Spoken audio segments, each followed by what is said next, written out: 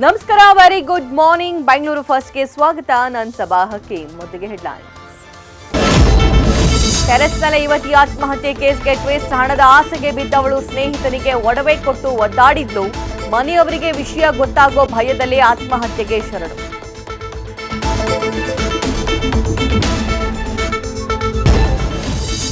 ಪೋಷಕರೇ ಮಕ್ಕಳ ಮೇಲಿರಲಿ ಗಮನ. ಆಟಕ್ಕಾಗಿ ಸಾಲ ಮಾಡಿದ, ಕೊನೆಗೆ ಸಾವಿನ ದಾರಿ ಹಿಡಿದ ಯುವಕನ ಬಲಿ ಪಡೆದೇ ಬಿಡ್ತು ಆ ಆನ್ಲೈನ್ ಗೇಮ್.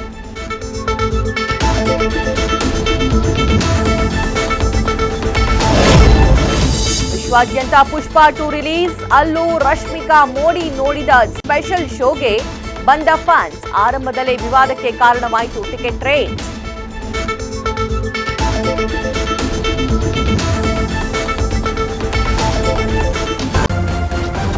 ನ್ಯೂಸ್ ಫಸ್ಟ್, ನಿರ್ಭೀತಿಯಿಂದ ನಿಮ್ಮ ಪರವಾಗಿ.